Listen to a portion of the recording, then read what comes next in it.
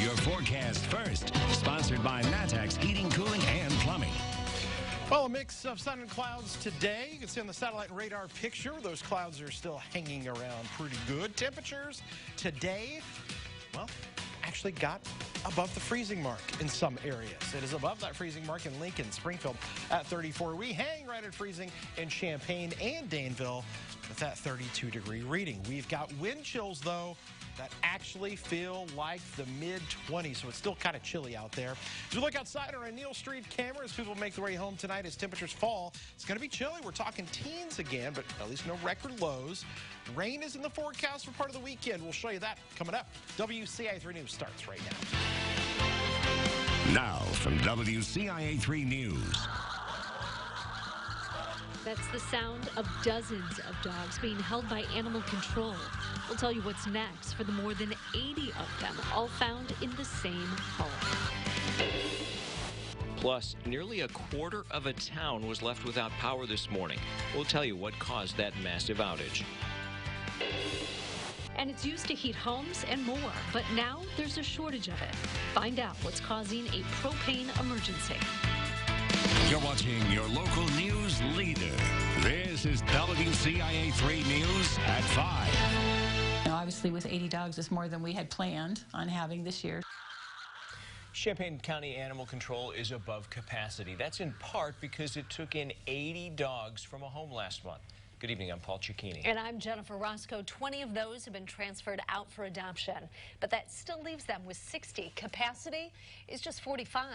WCIA 3's Courtney Bunting is with us with a follow-up. Now, Courtney, how are they handling all these extra animals? Jennifer, they're definitely overwhelmed, but they need to take care of these dogs before they'll be ready for a transfer to be ready for adoption. Now, these dogs were taken from a home on West Springfield Avenue by Russell Street because of unsanitary living conditions. Animal control works as a transitionary place for these dogs.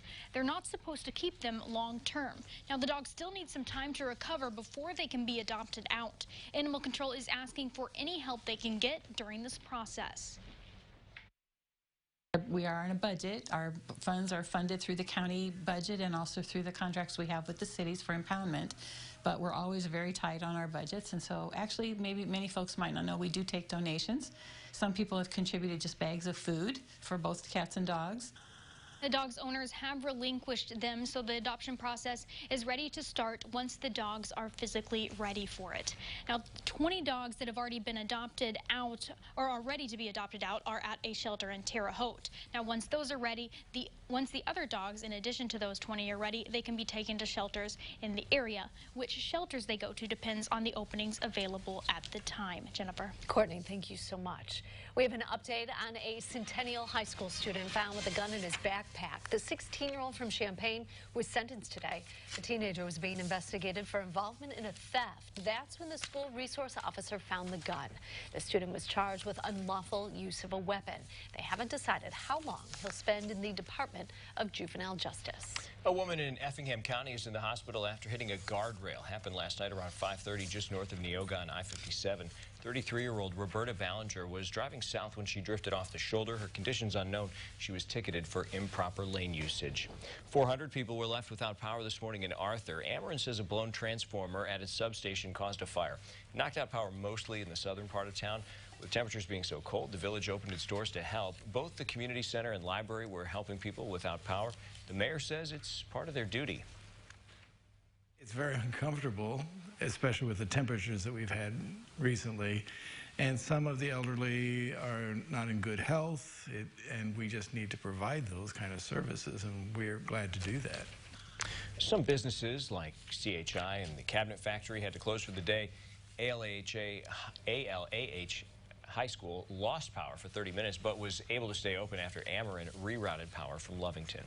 A Decatur firefighter is recovering after being hurt in a house fire. It happened near West Garfield and Taylor Streets yesterday. Firefighters say the house is a complete loss. WCIA 3's Jamie Mays is with us. Now, you talked to the deputy chief. How's the hurt firefighter doing? He says he's doing better, but it will take some time before he's fully healed. Firefighters responded to reports of a house fire. They say there was fire blowing out of all openings on all sides of the home. Crews were there for over 3 hours trying to put that fire out. In the process, the floor gave away, and one of the firefighters was standing, and he twisted his ankle. He's doing fine. Of course, he'll have follow-up treatment, but fortunately, it wasn't too serious. A cat and a dog died, and a family was displaced.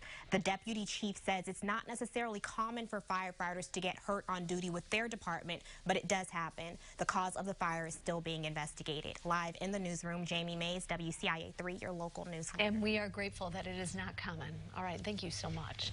New tonight at 5, Illinois is one of 7 states under a disaster declaration for a propane shortage. The gas is used to heat homes and businesses and also dry wet grain.